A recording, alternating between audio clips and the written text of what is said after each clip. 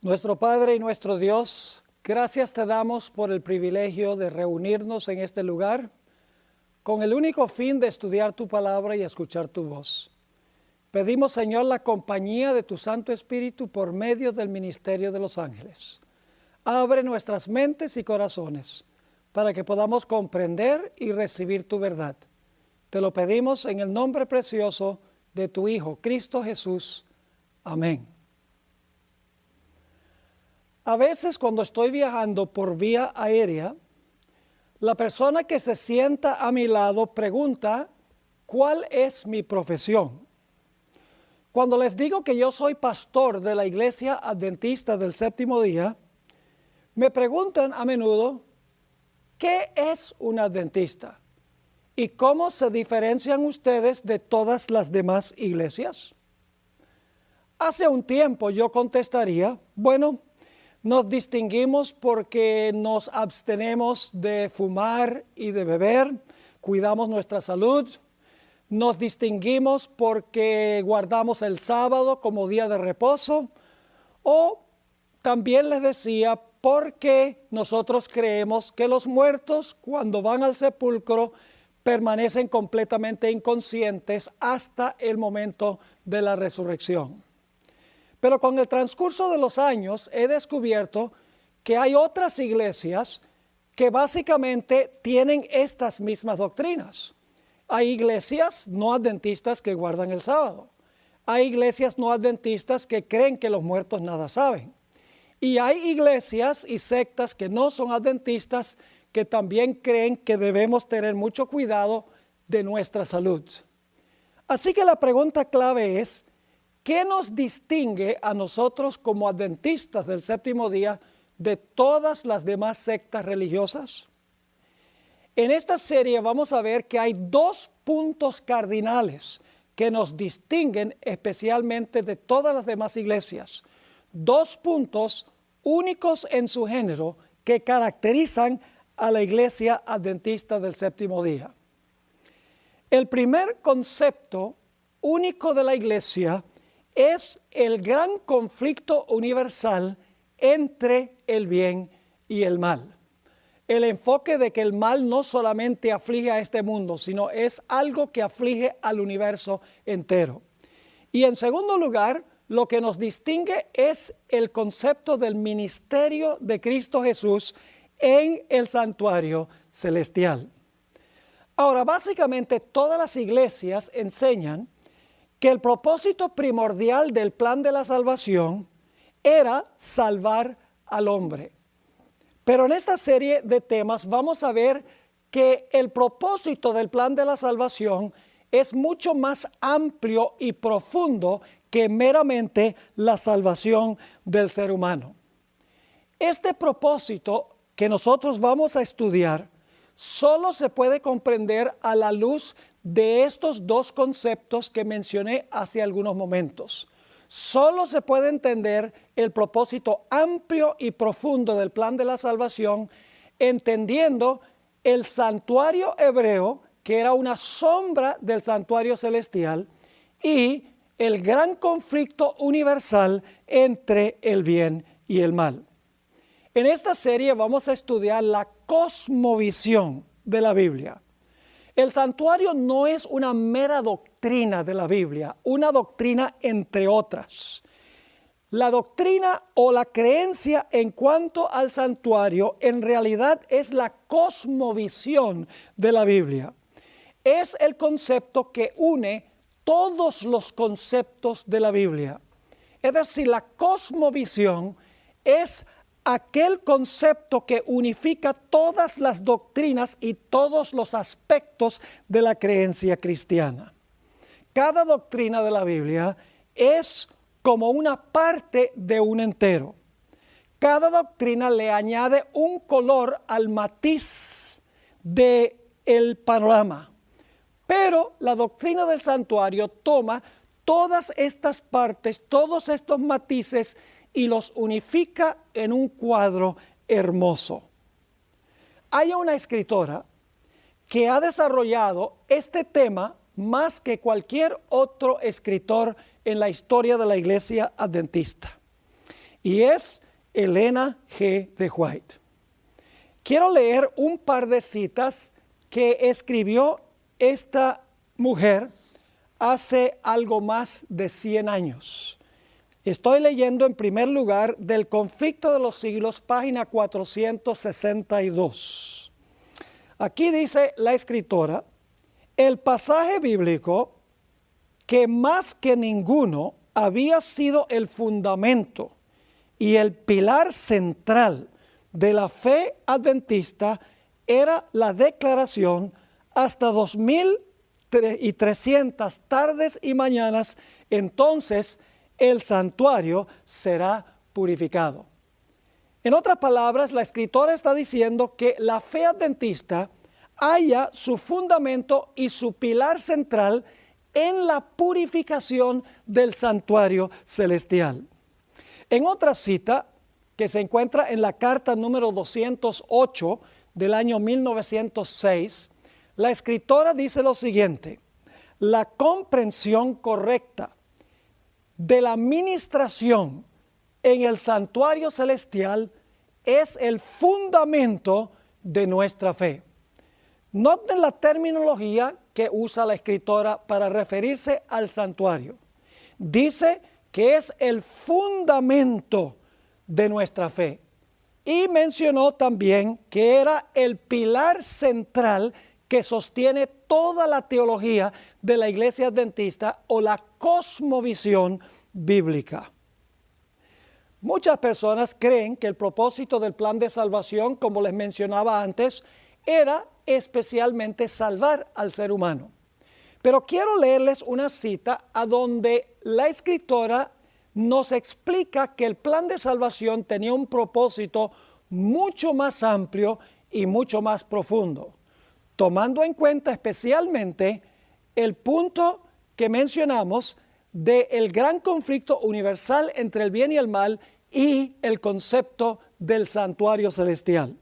Dice así esta cita que se encuentra en Patriarcas y Profetas, página 57. Pero el plan de redención tenía un propósito todavía más amplio y profundo que el de salvar al hombre. Fíjense, el plan de redención tenía un propósito todavía más amplio y profundo que el de salvar al hombre. Sigue diciendo: Cristo no vino a la tierra solo por este motivo. No vino meramente para que los habitantes de este pequeño mundo acatasen la ley de Dios como debe ser acatada, sino que vino para vindicar el carácter de Dios ante el universo. Ahí está el concepto amplio y profundo del plan de salvación. Jesús vino, según esto, para vindicar el carácter de Dios ante todo el universo. Podríamos decir que Dios, a través del santuario y a través de lo que encontramos en la Biblia, exonera su carácter, exonera su reputación. Sigue diciendo esta cita: a este resultado de su gran sacrificio, a su influencia sobre los seres de otros mundos, así como sobre el hombre, se refirió el Salvador cuando poco antes de su crucifixión dijo: ahora es el juicio de este mundo. Ahora el príncipe de este mundo será echado fuera. Y yo, si fuere levantado de la tierra, a todos traeré a mí mismo. En algunas versiones dice: a todos los hombres traeré a mí mismo, pero la palabra hombres no está allí. En otras palabras, la muerte de Cristo iba a unificar todo el universo. Vamos a encontrar tanto lo que está en el cielo como está en la tierra. Iba a ser unido en Cristo Jesús. Se iban a aclarar las dudas en cuanto al carácter de Dios. Sigue diciendo esta cita: el acto de Cristo de morir por la salvación del hombre no solo haría accesible el cielo para los hombres, sino que ante todo el universo justificaría a Dios y a su Hijo en su trato con la rebelión de Satanás. Demostraría la perpetuidad de la ley de Dios y revelaría la naturaleza y las consecuencias del pecado. Fíjense todos los aspectos incluidos en el plan de la salvación. ¿Qué haría? Justificar a Dios y a su Hijo en su trato con la rebelión de Satanás. En segundo lugar, demostraría que la ley de Dios es perpetua. Y en tercer lugar, se revelaría la naturaleza o las características y las consecuencias del pecado. Mis queridos amigos, el conflicto en el cual estamos involucrados es un conflicto cósmico, es un conflicto universal. No está relacionado este conflicto solo con este mundo, sino que está incluido todo el universo de Dios. El conflicto no comenzó en la tierra, el conflicto comenzó en el cielo. Así que el cielo está involucrado en esta gran controversia o en este gran conflicto. Un concepto limitado del problema del mal nos llevará a un concepto limitado de la solución del problema. El plan de la salvación tiene como propósito vacunar al universo contra la posibilidad de que haya jamás otra rebelión.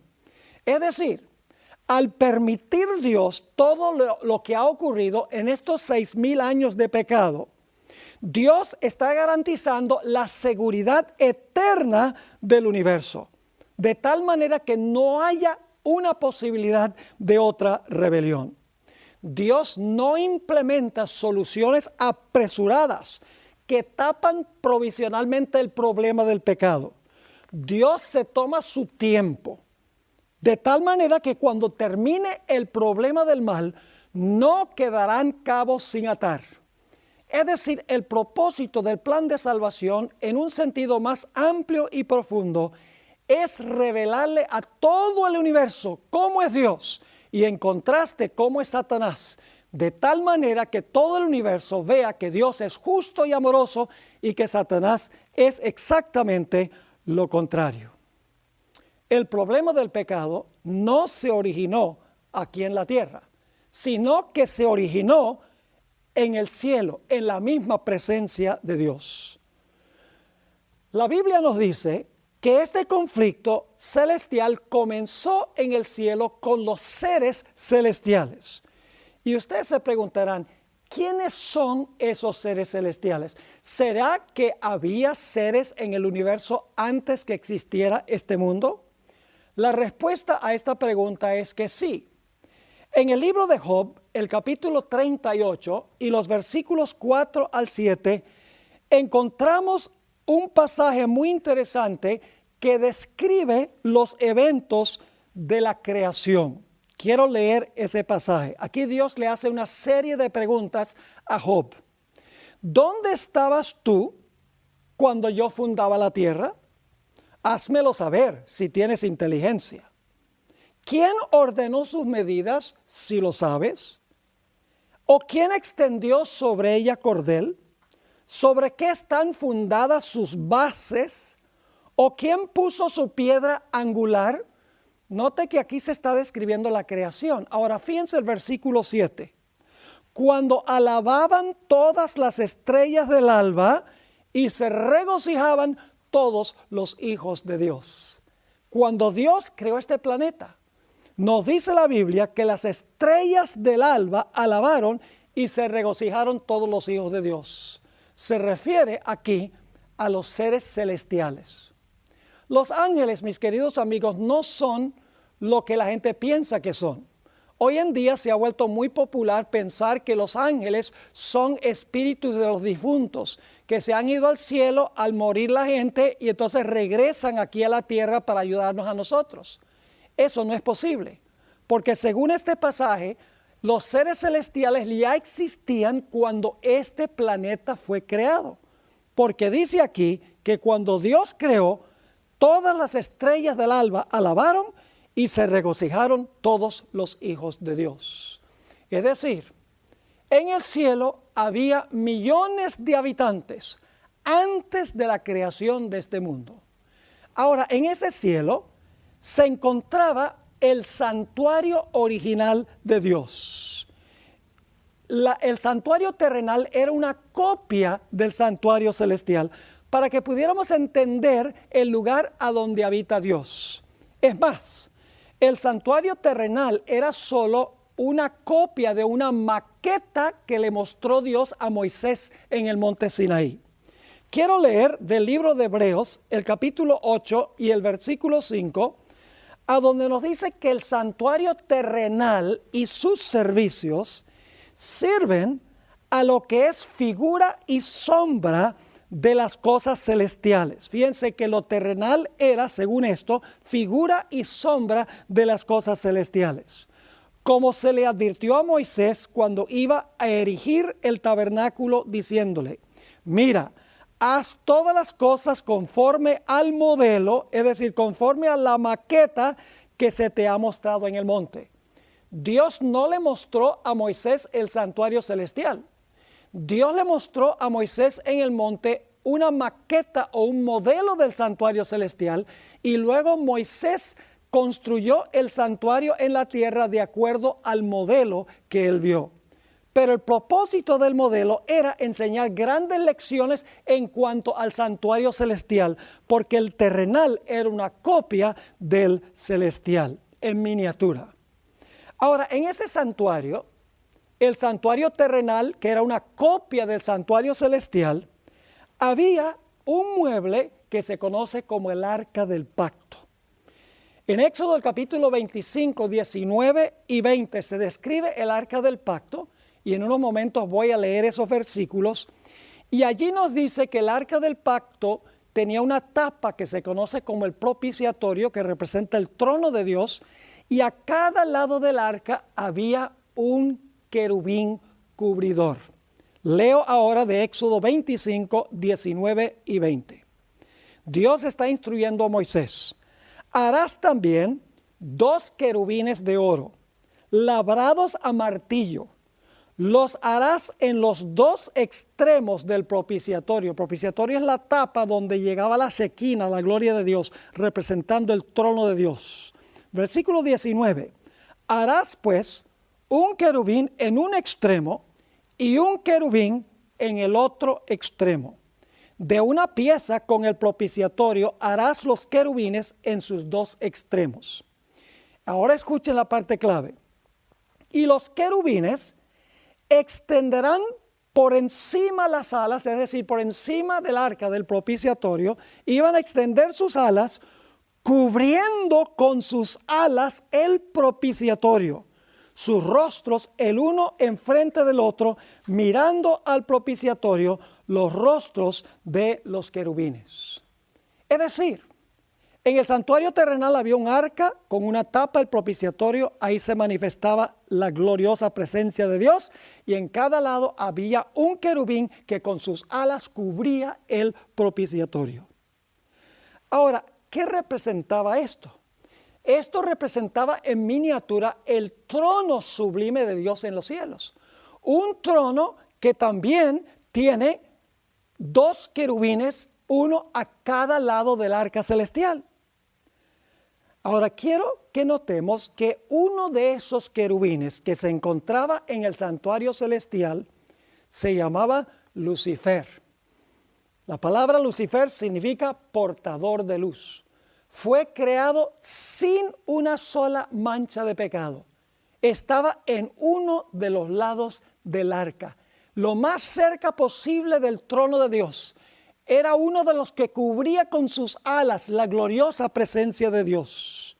Pero llegó un momento en que este personaje, Lucifer, acabado en hermosura, perfecto en todos sus caminos desde el momento de su creación, se llenó de celos en contra de Jesús, quien se sienta a la diestra de Dios.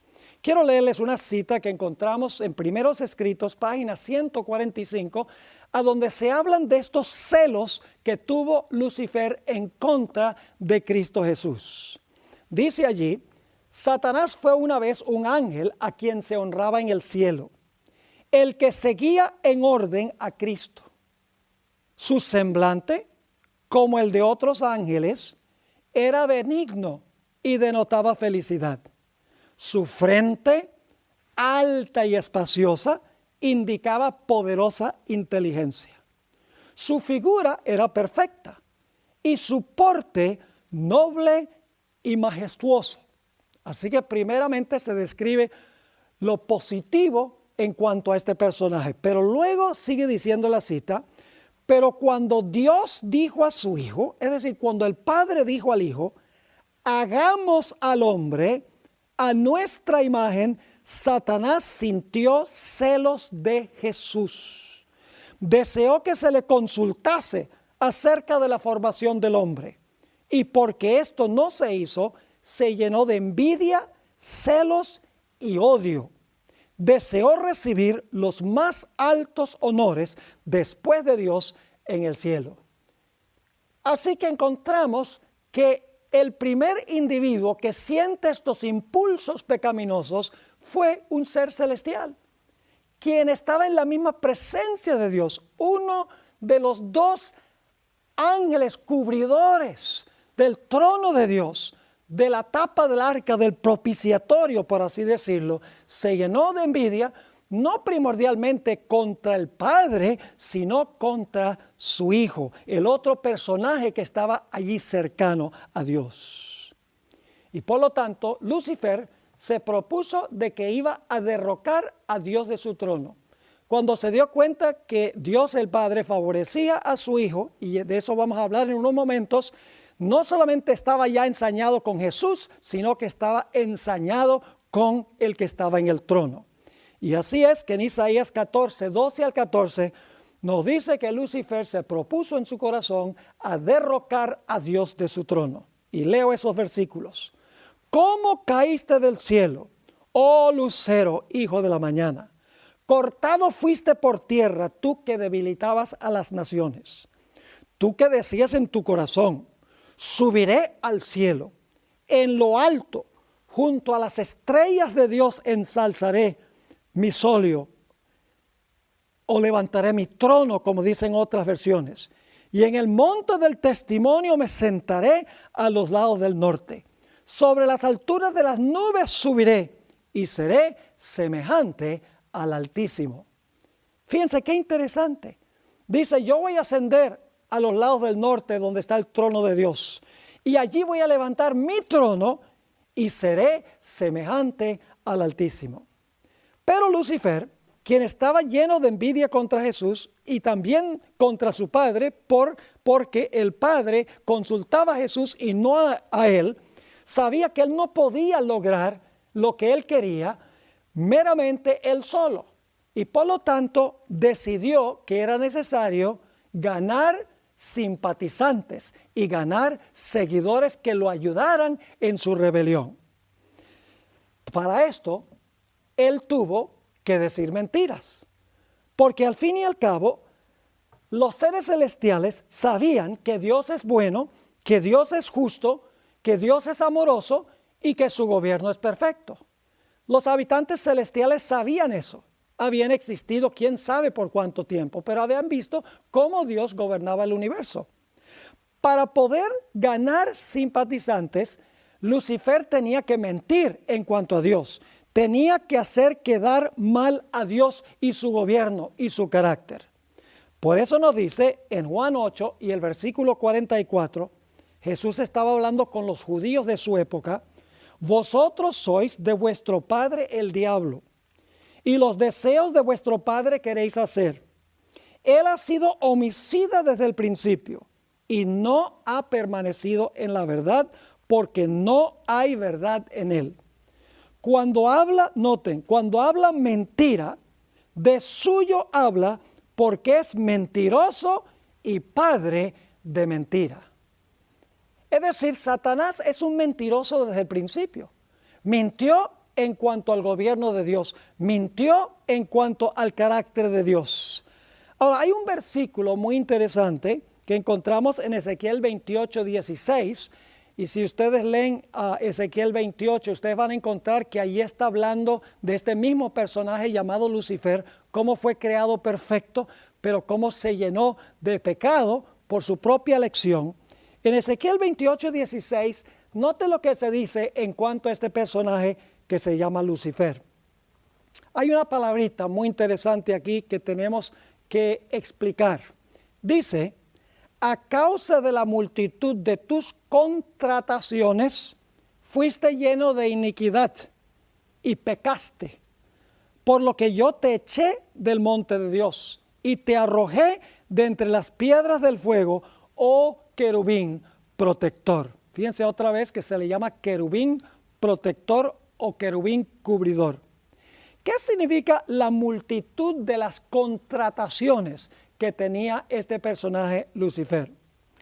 Bueno, por mucho tiempo me preguntaba en qué sentido es que Lucifer tenía una multitud de contrataciones. ¿Qué significaba eso? Y luego busqué la raíz de esta palabra en otros sitios de la Biblia.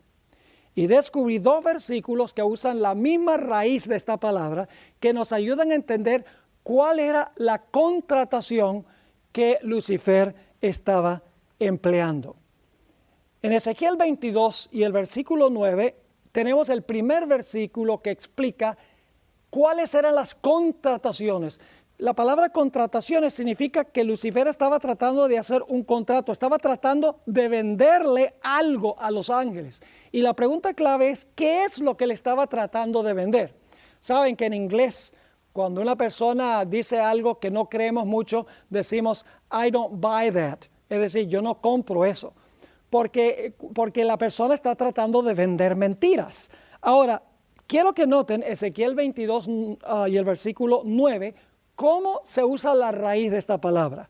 Dice, hablando Dios en cuanto a Tiro, calumniadores. Esa palabra calumniadores es la misma raíz que la palabra contrataciones. Calumniadores hubo en ti para derramar sangre, y sobre los montes comieron en ti, hicieron en medio de ti perversidades.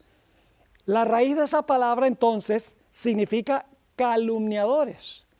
Hay otro versículo a donde se usa la misma raíz, Levítico 19 y el versículo 16, a donde Dios le advierte a su pueblo a no hablar mal del prójimo.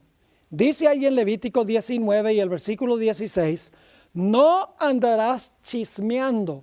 Esa es la misma raíz de la palabra contrataciones. No andarás chismeando entre tu pueblo. No atentarás contra la vida de tu prójimo, yo Jehová.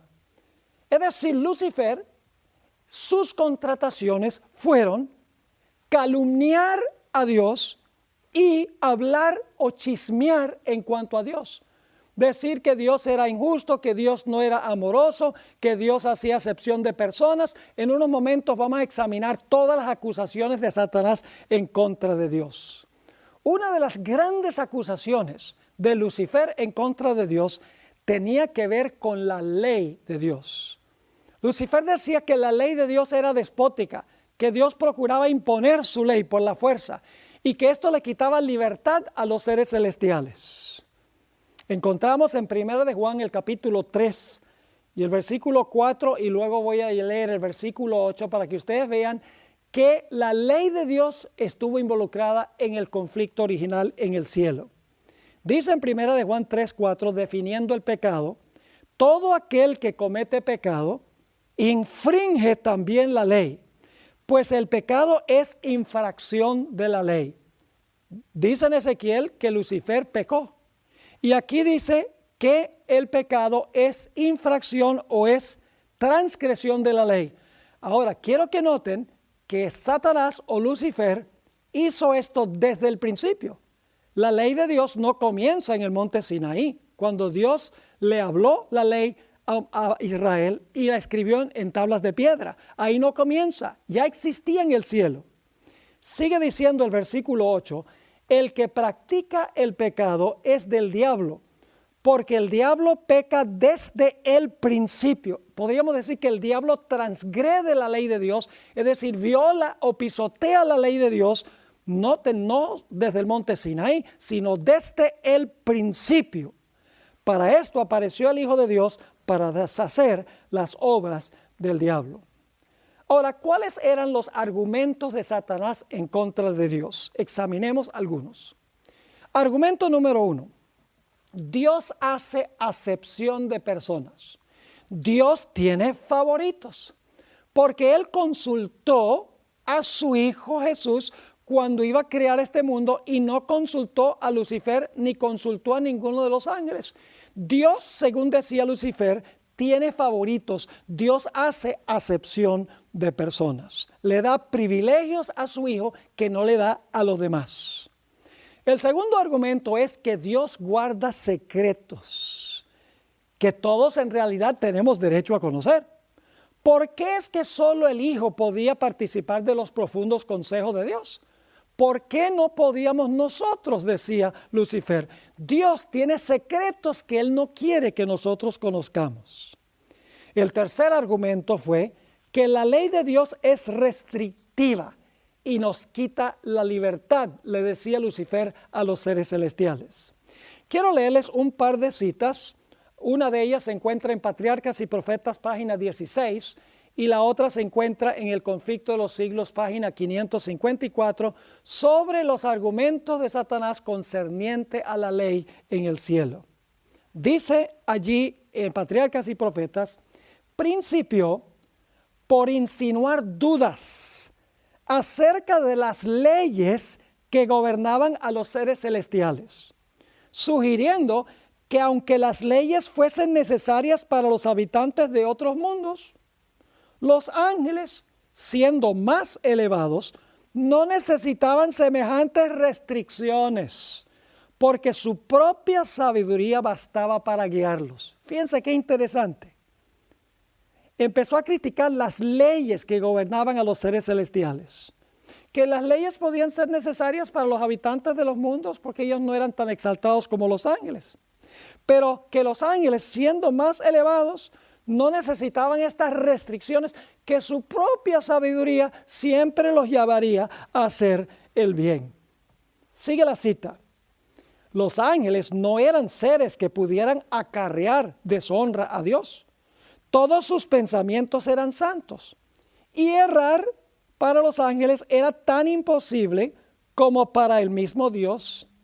La exaltación del Hijo de Dios como igual al Padre fue presentada como una injusticia cometida contra Lucifer. Ya comentamos sobre eso.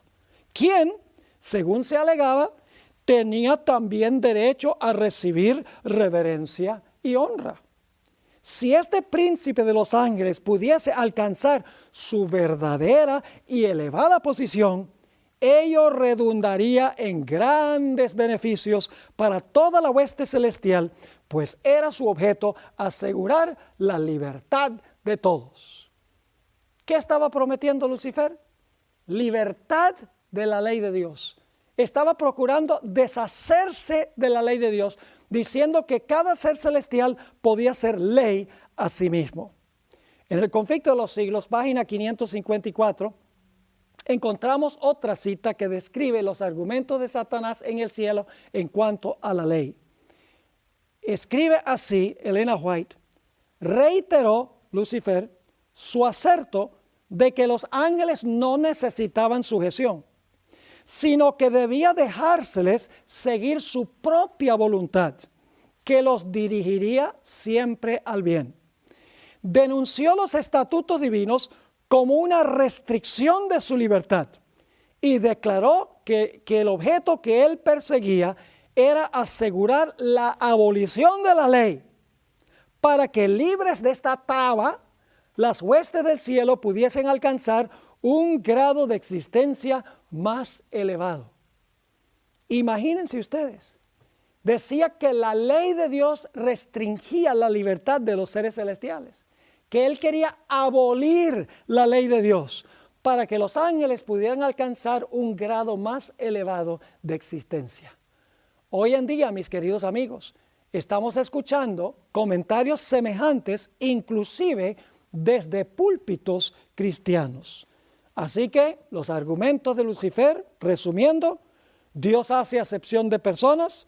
En segundo lugar, Dios guarda secretos, es decir, guarda en su mente cosas que no está dispuesto de compartir con otros. En tercer lugar, la ley de Dios quita la libertad y es mi intención abolir la ley, decía Lucifer. Pero había otros argumentos. Lucifer decía, Dios es egoísta, solo quiere que todos hagan lo que Él dice, que todo el mundo le sirva, pero Dios no quiere levantar ni un solo dedito para servir. Además de eso, le declaró a los ángeles, Dios es absoluta justicia.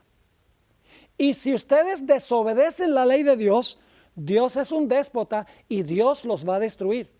No crean que Dios es misericordioso y les va a perdonar.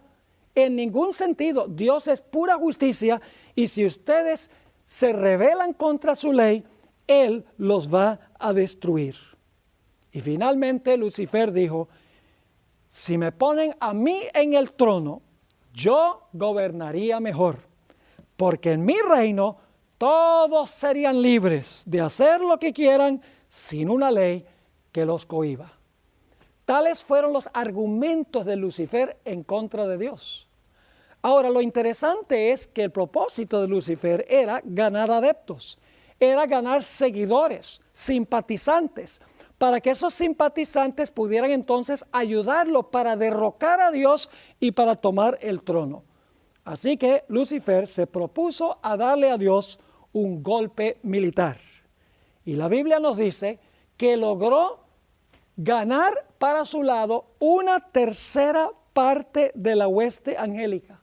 Mis queridos amigos y hermanos, los argumentos de Lucifer tienen que haber sido muy poderosos, aunque engañosos, tienen que haber sido convincentes. Eran erróneos, pero a veces el error una persona puede hacerlo parecer la verdad. Tienen que haber sido argumentos, sofismas muy peligrosos, porque la Biblia nos dice que logró ganar la simpatía de una tercera parte de los ángeles. Y yo estoy seguro que los ángeles que escogieron permanecer leales a Dios se preguntaban mucho en cuanto a las insinuaciones de Lucifer. ¿Será que lo que Lucifer está diciendo pueda tener un elemento de verdad? ¿Será que Dios hace acepción de personas, que Dios anda secreteando, que Dios es egoísta, que la ley de Dios nos quita la libertad? Indudablemente, aún los que permanecieron fieles a Dios tenían preguntas en su mente en cuanto a las acusaciones de Lucifer. El propósito por el cual Dios permite que continúe esta trayectoria del mal es para que todas las personas puedan ver una contestación clara de Dios a estas falsas insinuaciones de Lucifer. El propósito de Dios en permitir que el conflicto siga, el propósito de Dios en el servicio del santuario es explicar el carácter que Él tiene, bueno, amoroso y justo, en contraste con el carácter malévolo de Satanás. La palabra diablo viene del griego diabolos, que significa calumniador de la reputación de otros. Ahí es que encontramos lo que leímos en Ezequiel y en Levítico el capítulo 19, a donde nos dice que no debemos andar chismeando o calumniando entre el pueblo de Dios. La palabra Satanás significa adversario o acusador. Y lo interesante es cuando aparece esta palabra Satanás, siempre es en un contexto donde Satanás está acusando a Dios. Se usa en el libro de Job, a donde Satanás está acusando a Dios por beneficiar a Job. Se usa en el libro de Zacarías, el capítulo 3, a donde está Josué, el sumo sacerdote, delante del ángel de Jehová, y Satanás está al lado de él acusándolo. Y en Apocalipsis 12 se le llama el acusador de los hermanos. Fíjense que Satanás en el cielo acusó a Dios, chismeó de Dios, habló mal de Dios, procuró desfigurar el carácter de Dios para ganar adeptos. Y la Biblia nos dice que finalmente hubo una guerra en el cielo. Esto se describe en Apocalipsis 12 y el versículo 7 al 9. Después hubo una gran batalla en el cielo. Miguel y sus ángeles luchaban contra el dragón y luchaban el dragón y sus ángeles, pero no prevalecieron. Es decir, el dragón y sus ángeles no prevalecieron, ni se halló ya lugar para ellos en el cielo. Y fue lanzado fuera el gran dragón, la serpiente antigua, que se llama Diablo y Satanás, el cual engaña al mundo entero, fue arrojado a la tierra y sus ángeles fueron arrojados con él. Y el versículo 3 de Apocalipsis 12 nos dice que una tercera parte de las estrellas del cielo fueron echadas del cielo juntamente con Lucifer. Ahora, alguna persona podría preguntarse, ¿por qué razón es que Dios no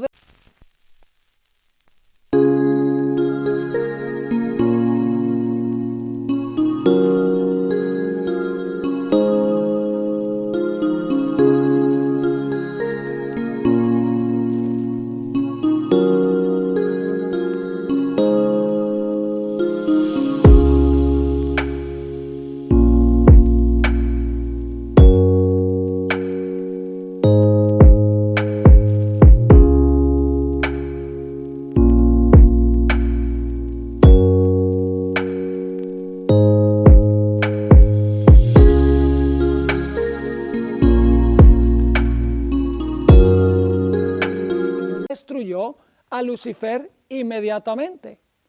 ¿Por qué permitió Dios que Lucifer continuara viviendo? Yo creo que la razón es obvia. Era necesario que Dios le diera tiempo a Lucifer para demostrar en forma práctica los principios de su gobierno. Es decir, Satanás debía darse la posibilidad de implementar sus planes y sus métodos para que todo el universo pudiese ver el fruto del estilo de gobierno que él quería implementar a nivel de todo el universo. Si Dios hubiera destruido a Lucifer inmediatamente, los seres celestiales probablemente hubieran servido a Dios por temor, porque hubieran dicho, fíjese, Lucifer dijo que Dios es pura justicia, que si alguien lo contraría, Dios lo destruye, y fíjese, Lucifer contrarió a Dios y mira, Dios lo destruyó. Los seres celestiales tal vez hubieran continuado sirviendo a Dios, pero le hubieran servido por temor y no por amor. Y además de eso, siempre hubiese existido la posibilidad de otra rebelión. Así que Dios sencillamente dijo, yo voy a permitir que Lucifer implemente sus planes de gobierno. Yo voy a permitir que él exhiba la clase de gobierno que él quería implementar. Y cuando todos vean el contraste entre el estilo de gobierno de él y el estilo de gobierno mío, todos se darán cuenta que mi estilo de gobierno es el mejor. El problema es que Satanás fue echado del cielo, pero no tenía un cuartel desde el cual él podía desarrollar los principios de su gobierno. Necesitaba tener una capital, por así decirlo, con seres a donde él pudiera implementar el estilo de gobierno que él decía que era mejor que el gobierno de Dios. Por eso la Biblia nos dice que Dios, a través de su Hijo, decidieron seguir adelante con el plan de crear a nuestros primeros padres, a Adán y a Eva. ¿Podría Dios haber dicho, no, este asunto de la rebelión de Lucifer debe llevarnos a cambiar el plan? No hagamos al hombre y a la mujer. Pero Dios decidió continuar con el plan. Cuando Dios creó a Adán y Eva, Satanás se saboreó y dijo, si yo puedo lograr vencer a Adán y a Eva, pero especialmente a Adán como padre y representante de la raza humana, entonces yo puedo sentarme en el trono del mundo porque ahora Adán será mi siervo por haberme aceptado a mí como su Señor, y yo voy a tener un cuartel de operaciones desde el cual llevar adelante mi plan de gobierno en contra del gobierno de Dios. Así que Satanás se propuso de que iba a hacer caer a Adán y a Eva, y que al quitar a Adán de su trono, Satanás iba a poder ocupar el trono, iba a tener su territorio desde el cual llevar adelante su rebelión contra Dios y para revelar su estilo de gobierno. Así fue que Dios colocó un árbol en medio del huerto, el árbol de la ciencia del bien y del mal. El propósito de este árbol era probar la lealtad de Adán y Eva, darles libre albedrío. Dios les dijo, yo quiero que ustedes escojan servirme, porque el amor exige que se tenga libre albedrío. Así que yo coloco el árbol. No coman de ese árbol, porque si comen del árbol van a morir. Absténganse de ese árbol y aprovechen todos los demás árboles del huerto, son para su consumo personal. Pero un día Eva se alejó de Adán y llegó a parar debajo del árbol de la ciencia del bien y del mal. Allí estaba Satanás disfrazado, es decir, estaba detrás de una serpiente. Probablemente Eva estaba esperando un ángel del cielo, porque yo creo que Dios les había advertido a Adán y Eva que un ángel poderoso había caído del cielo y que iba a venir para tratar de tentarlos para que comieran del árbol. Así que Satanás dijo, yo creo que Eva va a estar esperando a un ángel, así que en vez de venir como un ángel de luz disfrazado, la Biblia nos dice que se camufló o se escondió detrás de una serpiente. Y es interesante notar que la discusión entre Lucifer o Satanás y la mujer refleja los mismos principios de la rebelión que se realizó en el cielo. Vamos a mirar un poco la tentación de Satanás en contra de Eva. Viene Satanás y le dice, con que Dios os ha dicho que no podéis comer de ningún árbol del huerto. El propósito por el cual Satanás le dijo esto a Eva, que Dios les dijo que no comieran de ningún árbol del huerto, es porque él sabía que diciendo algo que Eva sabía que estaba equivocado, que Eva iba a empezar una conversación con él. Y eso es exactamente lo que sucedió. Eva dijo, no, estás equivocado.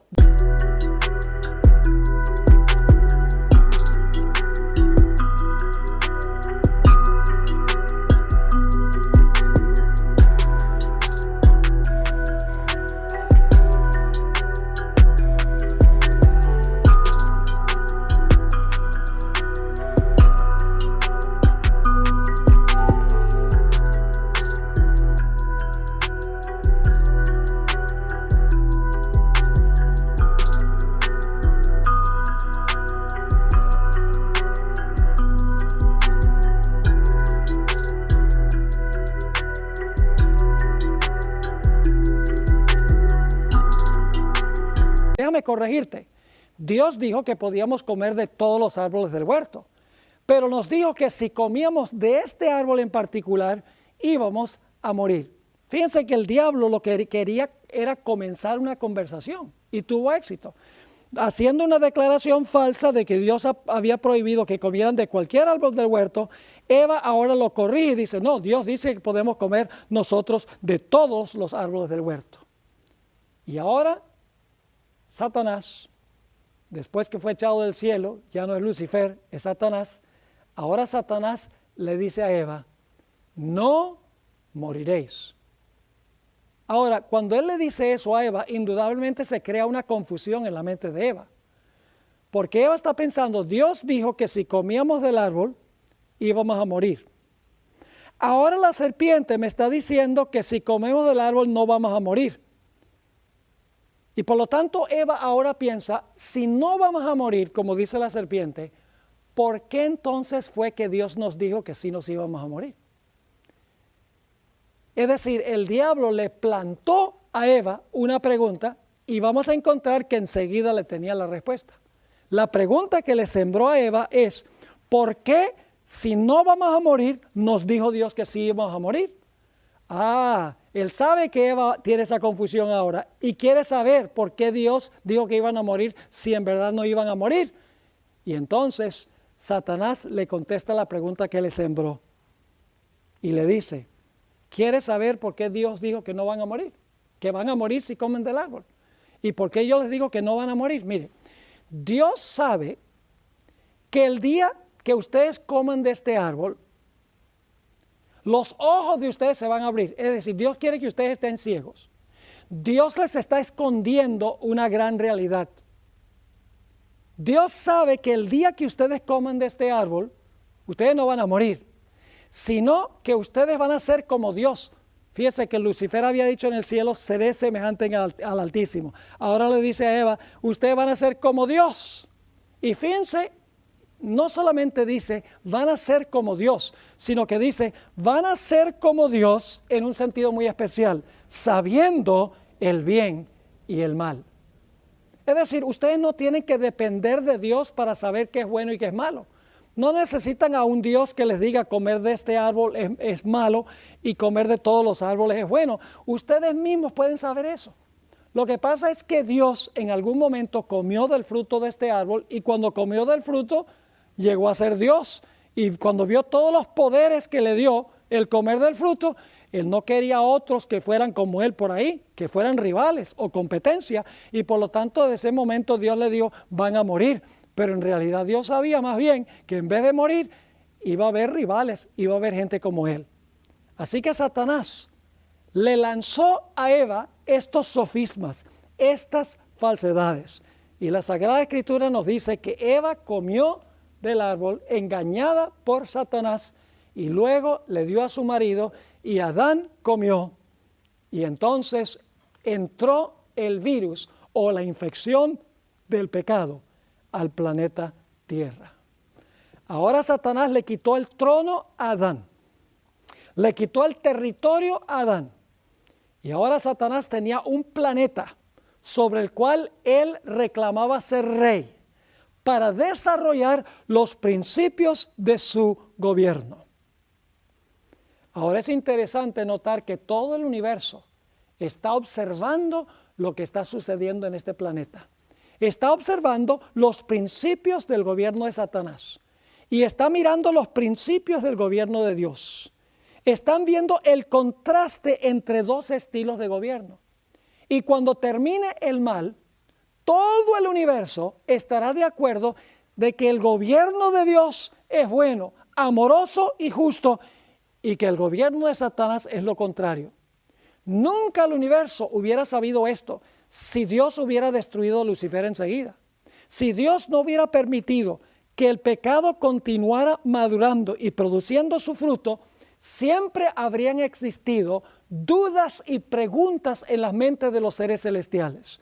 El propósito de Dios en permitir que el mal madure es para que todo el universo pueda ver el contraste entre el carácter de Dios y el carácter de Satanás y finalmente todos confiesen que Dios es bueno y justo y amoroso y Satanás es malo, injusto y falto de amor.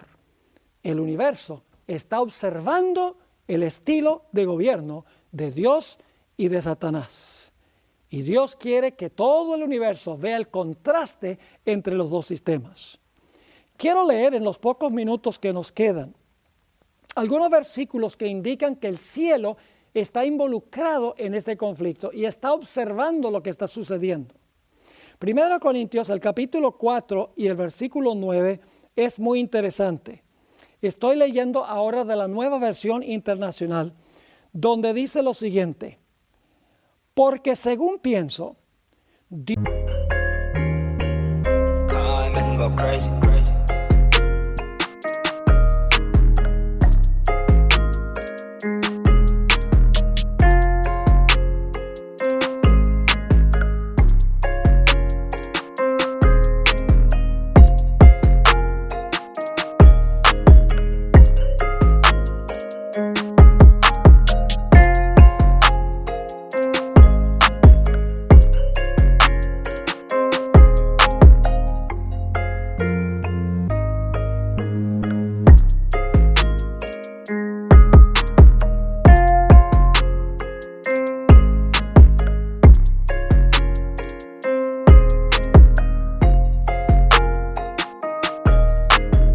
nos ha exhibido a nosotros los apóstoles al final de la procesión como a sentenciados a muerte, pues hemos llegado a ser espectáculo. La palabra espectáculo en el griego es theatron, es decir, teatro. Lo que se está viendo es una película.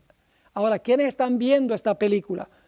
Dice aquí que los apóstoles han llegado a ser una película o han llegado a ser un teatro. ¿Un teatro a quiénes? Seguimos leyendo. porque según pienso, Dios nos ha exhibido a nosotros los apóstoles al final de la procesión como a sentenciados a muerte, pues hemos llegado a ser un espectáculo, es decir, un teatrón al mundo, a los ángeles y a los hombres. Otra versión es más clara, dice, hemos sido hechos espectáculo al universo entero, a los ángeles, al igual que los hombres. Dios tiene no solamente que reconciliar consigo las cosas en la tierra, tiene que reconciliar consigo las cosas en el cielo. En Colosenses 1, 19 y 20 nos dice, por cuanto agradó al Padre, que en Él, es decir, en Jesús, habitase toda plenitud, y por medio de Él, por medio de Jesús, reconciliar consigo todas las cosas. Ahora fíjense, así las que están en la tierra como las que están en los cielos, haciendo la paz mediante la sangre de su cruz. Fíjense, dice aquí que Dios está no solamente reconciliando consigo las cosas de la tierra, sino también las cosas que están en los cielos. El cielo está muy cercanamente vinculado con la tierra. En Lucas 15 y el versículo 10, dice el Señor Jesucristo, así os digo que hay gozo delante de los ángeles de Dios por un pecador que se arrepiente. Un evento terrenal que tiene repercusiones celestiales. Los ángeles están mirando y se gozan cuando un pecador se arrepiente. Dios va a confesar los nombres de los seres humanos fieles delante de los ángeles. Dice en Lucas el capítulo 12 y el versículo 8, está hablando Jesús, os digo que todo aquel que me confesare delante de los hombres, también el Hijo del Hombre le confesará delante de los ángeles de Dios. Es decir, los ángeles de Dios van a ver los casos de los seres humanos, cómo Dios trató con el caso de cada persona. ¿Y qué pasa cuando una persona en realidad negó a Jesús? Dice el versículo 9, mas el que me negare delante de los hombres será negado delante de los ángeles de Dios. Los ángeles están presenciando lo que está sucediendo. Dios le va a mostrar a los ángeles el caso de cada ser humano, los que se salvan y los que se pierden. Y todo el cielo va a estar acorde que Dios decidió correctamente en cada caso. No van a quedar cabos sin atar. En Apocalipsis el capítulo 3 y el versículo 5 nos dice, el que venciere será vestido de vestiduras blancas y no borraré su nombre del libro de la vida. Y ahora escuchen, y confesaré su nombre delante de mi Padre y delante de sus ángeles. Nuevamente, la tierra y el cielo están interconectados. Los ángeles están viendo lo que está pasando aquí. En 1 de Pedro, el capítulo 1 y el versículo 12, está hablando de los profetas del Antiguo Testamento que estaban mirando ansiosamente hacia el futuro, hacia la venida del Mesías. Y dice allí, a estos, es decir, a los profetas, se les reveló que no para sí mismos, sino para nosotros, administraban las cosas que ahora os son anunciadas por los que han predicado el Evangelio por el Espíritu Santo enviado del cielo. Y ahora fíjense lo que dice. Ese Evangelio no solamente es para esta tierra. Los mismos ángeles desean entender el Evangelio. Dice la última parte de este versículo, cosas en las cuales anhelan mirar los ángeles. Es decir, mis queridos amigos, el gran conflicto entre el bien y el mal no tiene que ver solo con este mundo. Dios tiene que resolver un problema cósmico universal. Tiene que resolver un problema que comenzó en el cielo. Tiene que responder a todas las dudas que tienen los seres celestiales. Toda esa cizaña que sembró Lucifer en las mentes, todo eso tiene que aclararse. Tiene que mostrarse el contraste entre estos dos estilos de gobierno. ¿Y saben lo que es interesante? Dios resuelve este problema, Dios revela su carácter y el contraste del carácter de Satanás por medio del santuario hebreo, que era una sombra del santuario celestial. Es decir, el propósito del santuario es mostrar los pasos que Dios toma para resolver el problema del pecado paso por paso. Y en el transcurso de este temario vamos a seguir a Cristo a través del santuario y vamos a ver cómo Cristo resuelve a cada paso el problema del mal para que finalmente todo el universo esté en perfecta armonía.